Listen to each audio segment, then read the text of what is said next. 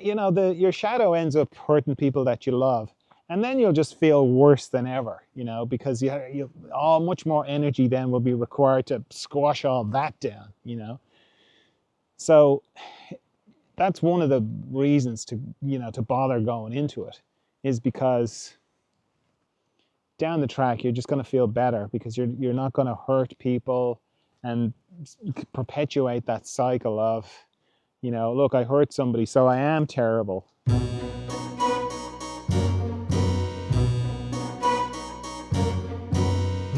Hello, friends. John Dalton here for the Emergence Podcast, where we go into love, consciousness, and the mystery. And in this episode, we're going into repeating the mistakes of the past, competition and peace, facing our shadow, kindness and grace, and othering. So, in response to the question I post on the Instagram feed, what's the biggest challenge you're facing in your spiritual life at the moment?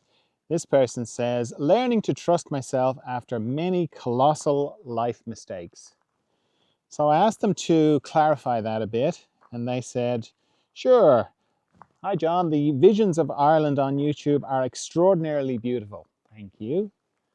I have the idea that if I was absolutely myself, then everything would flow.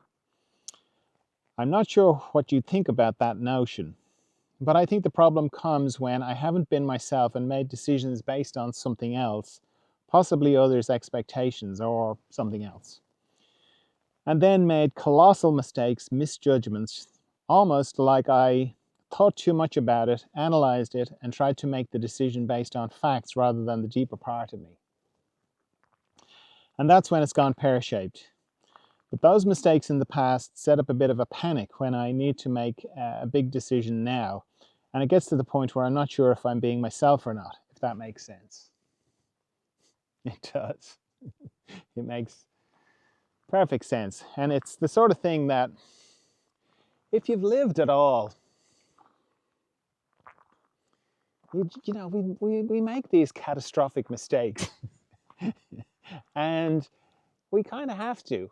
That's part of living. It's part of the process. But it makes it very hard when the next big decision comes along, because we've got the experience. Now we've got, God, I don't want to do that again. I don't want to make another catastrophic mistake. And what did I do? What did I do? How did I make it? And of course, a lot of the times we attribute the mistake to our unconsciousness. We kind of go, we see, oh, well, I just convinced myself this person was the right person for me, and now, of course, I can see very clearly they were the absolute wrong person for me. Or that job looked brilliant on paper, but once I got into it, I realized I just talked myself into it, So what that is about is our unconsciousness. We're sort of seeing our unconsciousness. And the thing is, we've all got a lot of unconsciousness. We're all kind of covered in it. So it's like, what do I do? How do I move forward in my life? How do I make decisions and not kind of, how do I know I'm being true and I'm not being just my unconsciousness? And as best I can figure it, you can't. There's no guarantee, because we all have unconsciousness and we're all in the process of turning it into consciousness. And, I've talked about this kind of idea of the cafeteria of unconsciousness. I like to think of it. So we're up in heaven or wherever we are before we're here. And we all decide we'll have a certain amount of unconsciousness, and we'll spend our whole lives processing it. And some people, the guy in front of you in the queue, in the cafeteria of unconsciousness, he says, oh, I'll have 5 kilos of unconsciousness, please. And he gets laden down with it, And you're going, gee, that looks like a lot. I don't know if I want to spend my whole life processing that much. I'll just have 2. I'll just have 2 kilos, please. And you get your 2 kilos. The person behind you goes, oh, I'll just have a half a kilo of unconsciousness. And if you bump into the people in life, the person who took the 5 kilos of unconsciousness, they're just very unconscious, they're covered in it. Maybe they've Maybe they've done criminal things, maybe they've done cruel things, terrible things. You've got your 2 kilos, so you're like processing that. And the person who is behind you, you know, they're practically angelic, you know, they've got nothing, they're radiant, you know, because there's very little covering them. So you can't really second guess your unconsciousness because you don't know how much you've got. All you can go on is you're still alive. And for as long as you're alive, you're still processing. You're still converting it, you're still refining it, you know, because it seems like that's what everybody's doing. We all seem to be in this process of turning our unconsciousness into consciousness. And you don't even have to be conscious of that for it to happen, because you look around at people and as they get older, you know, yeah, they can become more bitter, more twisted, more entrenched, but generally people become more conscious. They, you know, it's called wisdom, it's called experience, but they kind of mellow out. They just relax a bit about the things they used not to be relaxed about. They calm down a bit. So it goes on anyway. So you're faced with the decision. You can't know that you're making the right decision ever, really. Yeah, you can have intuition. I've got lovely intuition. I use it all the time. But I still know that blind spots, my blind spots are, by their nature, blind. I am blind to them. You know, it's one of the uses of other people, that we can see each other's blind spots very clearly. We can't see our own. So maybe you have some friends that you can run it by, and they go, I don't know. But then, you know, people, you might be hitting up against their blind spots, so it might be the absolute right thing for you to do, and they might kind of go, no, I'm not so sure. Which, you know, so there's no hard and fast thing. But if you're afraid of your unconscious, that what is afraid of it is also your unconscious, which is a kind of convoluted way of saying you can't be afraid of yourself. You can't be afraid of your shadow, you know? All you can do is just make the best decision that you can in the moment and move forward in growth, and just know that even if this is the worst decision of my life, I'll survive or I won't, you know. But we kind of think, well, we generally survive, we generally get through. So I'll survive, I'll get through, and I'll grow. I'll become more conscious. You can be sure of that. So if you're, you know, if you're focused on, I need to make the right decision for the right outcome, meaning, should I buy this house? I don't know. It could turn out to be a disaster. From that kind of perspective, yes, you could buy the wrong house. It could be a disaster.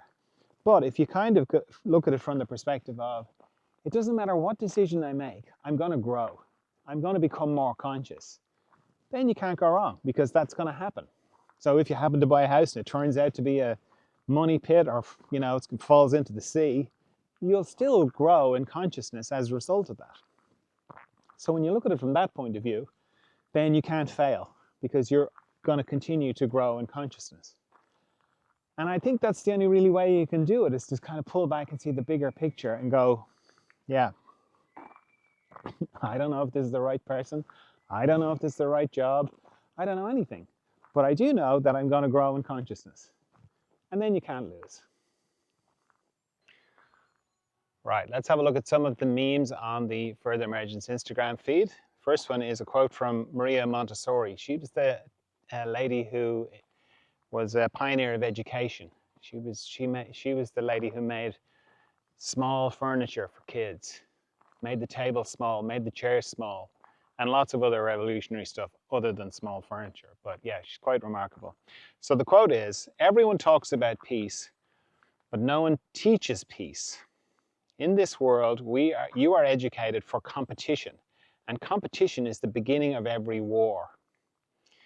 When he will educate himself for cooperation and to offer each other solidarity, that day he will be educating himself for peace. It's pretty radical, isn't it? Because it really kind of goes to the center of things. Of like, if we are focused on competition. And we are sort of indoctrinated with the idea of competition right from the beginning. Right from the beginning. It's very part of the fabric of us. So to be able to stand back from it and go, this competition thing, it's not great, you know? And it takes a lot to pull back from it and kind of go, yeah, the very simple little manifestations of competition in education and this kind of automatic hierarchy. There's a great book by Danny Katz, I think is her name, called Betterarchy, where she really gets into this whole idea of we just automatically get into competition with each other. We automatically rank ourselves right across the board. Rank people, this person's better than this person, this job is better than this job, and so on. Which just shoots ourselves in the foot, because for as long as we're creating hierarchies, we're putting ourselves into the hierarchy without even realizing it. Because, for example, if you think that people who earn this much money, whether it's 100,000 or 200,000 or 10,000, are better than people who earn 4,000, well, you can't help but kind of, you know how much you earn, so you're automatically putting yourself into this kind of hierarchical structure, which doesn't help anybody. And this whole, like, take any kind of sports. I mean, sports are great. They bring out so much in people. We've just had the Olympics, and you know, just it's a great celebration of so many good qualities of human beings. But fundamentally, it's based around competition. There could be only one winner, you know, and for every winner, there's like a big slew of losers. And ultimately, it leads to war. She's right, because you know, if Ireland is playing, you know, Brazil in soccer, it's a form of tribalism again. It's a form of us against them, you know. And it's like, oh, come on, it's just football. You know, I'm not even that interested in football. It's just something like, you know, it doesn't matter whether it's pole vaulting, horse jumping, snooker, the Eurovision Song Contest. It doesn't matter. It's still competition. And we're just not big enough. We're not conscious enough to really handle it.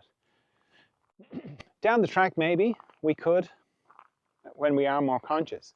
But that kind of competitiveness and like us versus them and one winner, that ultimately leads to war. You know, you can trace the line very easily. You know, whether it's, as I say, Ireland playing Brazil in football, it's like Ireland going to war with Brazil about whatever thing, you know. And you can see it, like this kind of division, us versus them. We're better. No one's better. That's the thing. But if you have a competitive perspective, somebody is better. And then let's go and fight it out and see who wins. And then whoever is the winner, by virtue of the fact that they won, you know, we're back in the Middle Ages. We're back in, well, God deigned it that whoever is the victor has been touched by God, and God gave them the victory. So that keeps us trapped in this cycle of competition. And it requires a lot of consciousness on the inside to be able to see it in operation in us, and to pull back from it and go, you know what, competition is not great. I don't like where it goes. It's not loving. And it's not helpful for where we are right now, because we can see where it's led to. This idea of competition and we're better than you are. It's not good. So it's something to think about, something to look at, something to consider. Where is competition showing up in your life?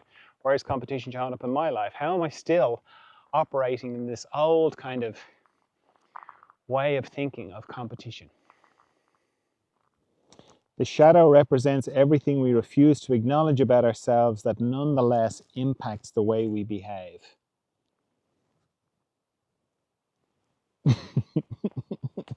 That's intense.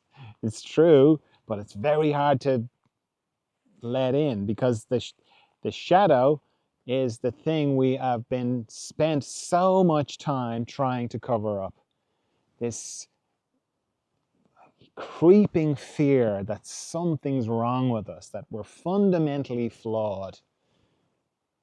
That's very hard to begin to let in. That maybe it's there. It's very hard. But as this thing says, it impacts the way we behave. Whether we face it or not, whether we go and look for it or not, our shadow is there. And unless we can begin to find a way to gently go into it and explore it and to kind of get it to come out of the shadows and talk to us and find out what's really going on.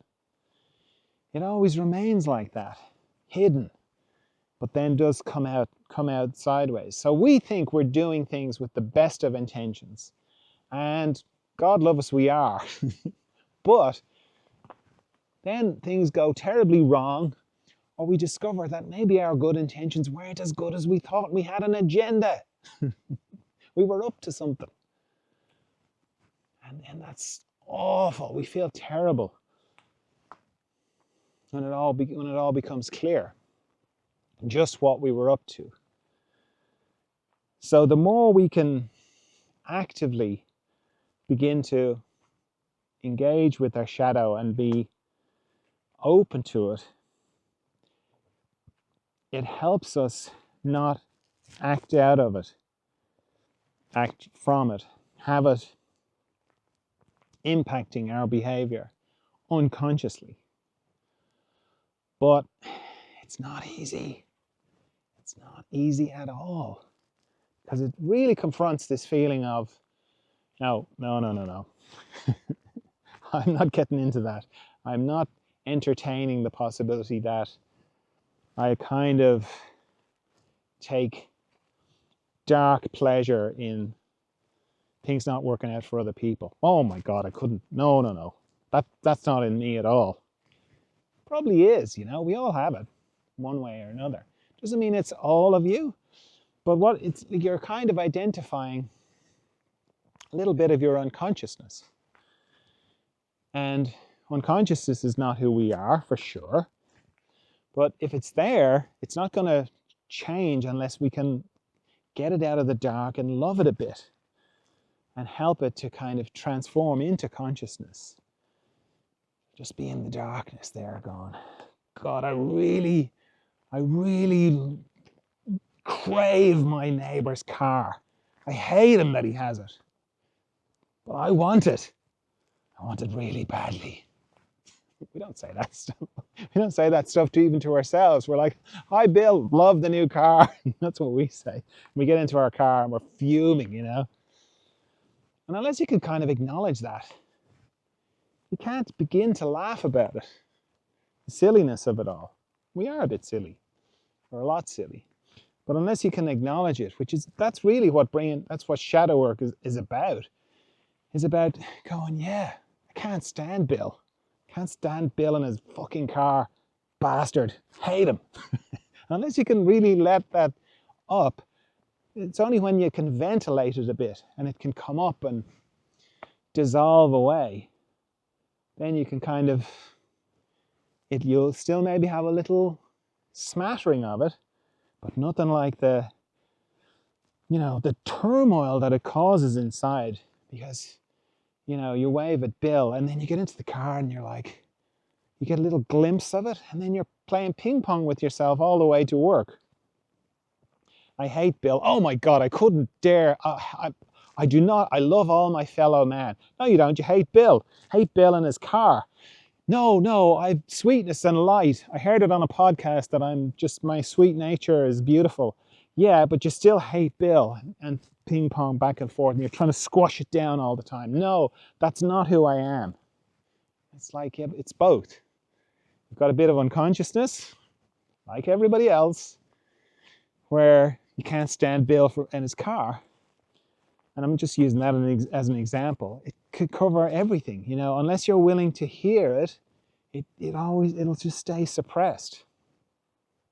So it's very difficult work getting into your shadow and requires huge compassion on your part for yourself to be able to just be kind and go, yeah, I really would love Bill's car. It's beautiful and I'm so frustrated that I don't have it. And I really liked my car until he bought his new car, and now I hate my own car, which I used to like. So I hate him even more now, just because I'm like that. So to kind of hear it and to let it talk and go, yeah, tell me all about it.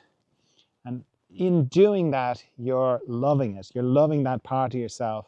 And that is transformative. That's what changes it, is you being able to hear it kindly and to let it be. Makes a huge difference. So yeah, I highly recommend it. And I don't underestimate how difficult it is. It is tricky work, but it's so worth it. Because your shadow ends up hurting people that you love, and then you'll just feel worse than ever, you know, because much more energy then will be required to squash all that down, you know. So that's one of the reasons to bother going into it, is because down the track you're just going to feel better because you're not going to hurt people and perpetuate that cycle of, look, I hurt somebody, so I am terrible.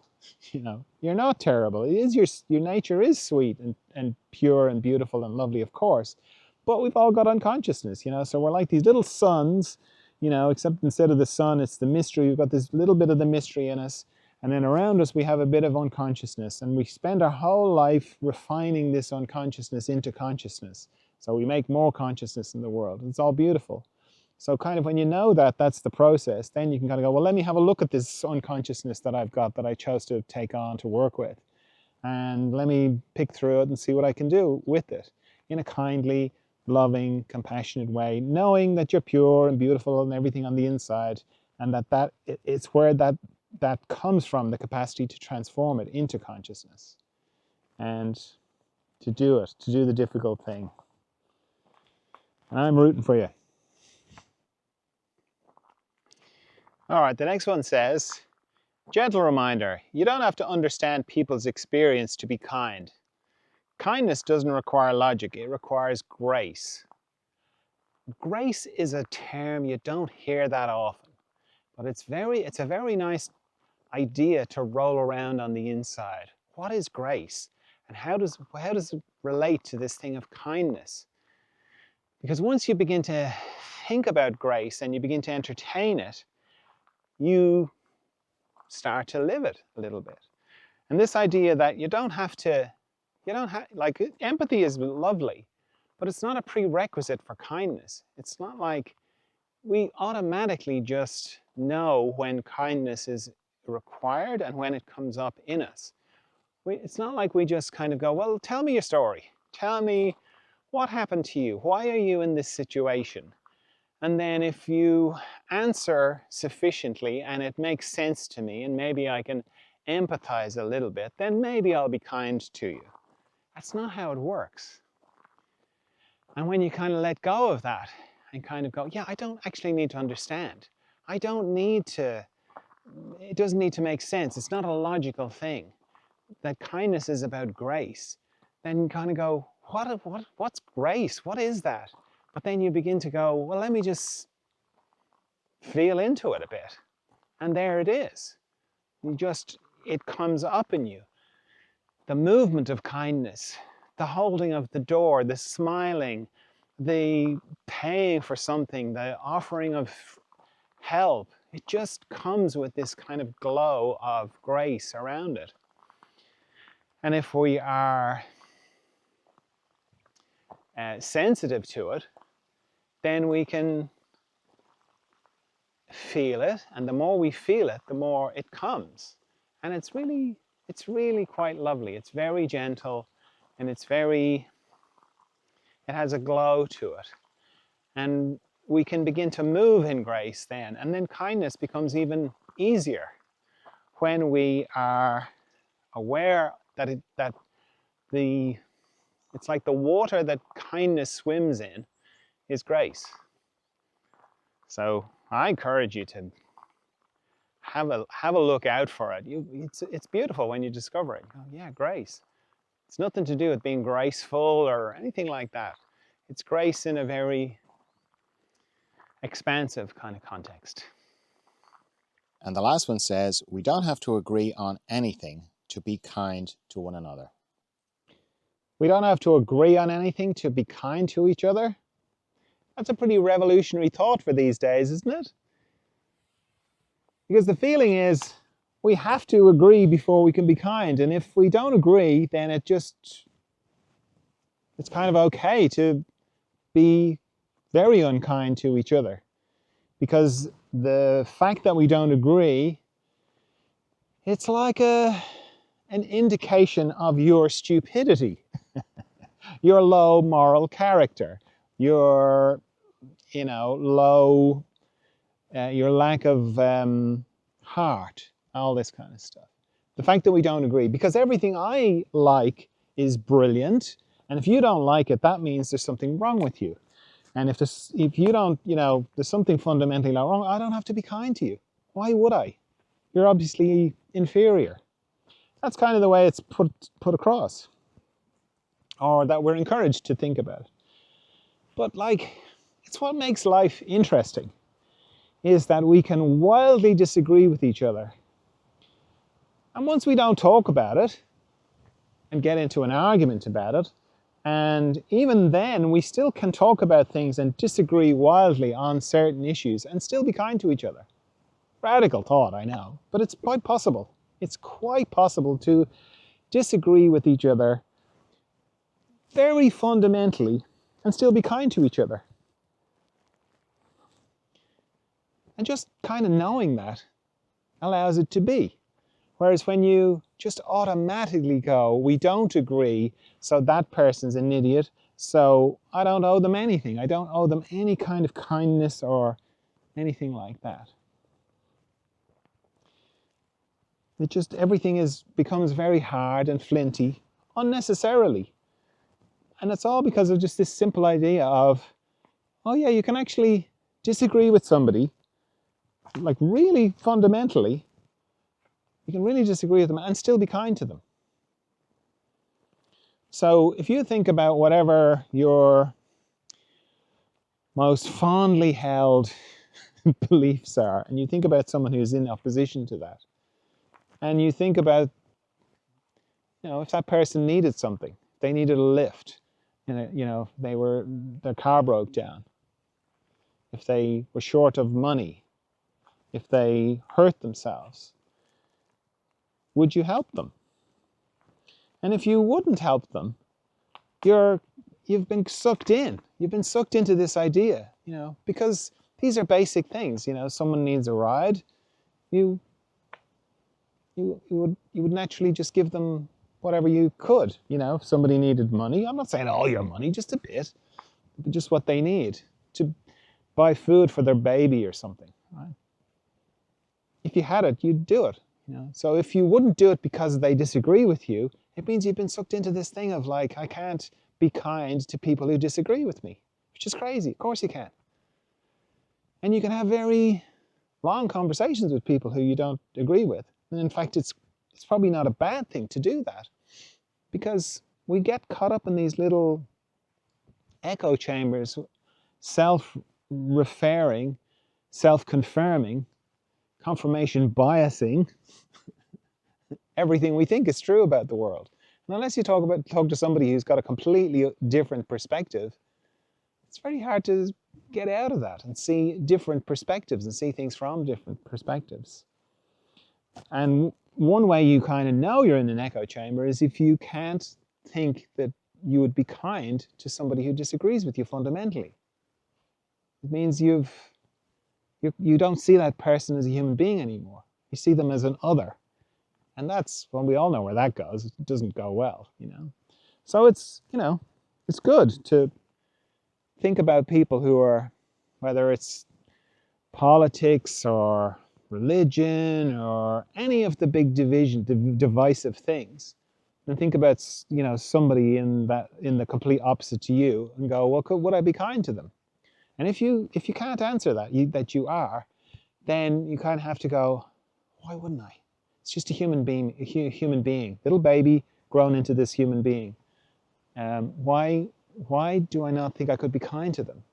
And I think when you do that, you'll start to unravel that kind of dynamic of division and othering that is very easy to get into, and to start to lump people together in groups and go, oh, they're all like that, you know? And then you stop seeing the individual people, because all groups are made up of just little yous and me's, you know? So it's a very good little litmus test for how entrenched you are in divisiveness and into the othering of other people. That if you can't just be kind, fundamental kindness, just basic goodness, kindness, with somebody that you really disagree with on some things, then it gives you pause to kind of reflect. All right, that's all I have for you this time. I trust you're well. I trust you're of good cheer. I'll talk to you again soon. Bye.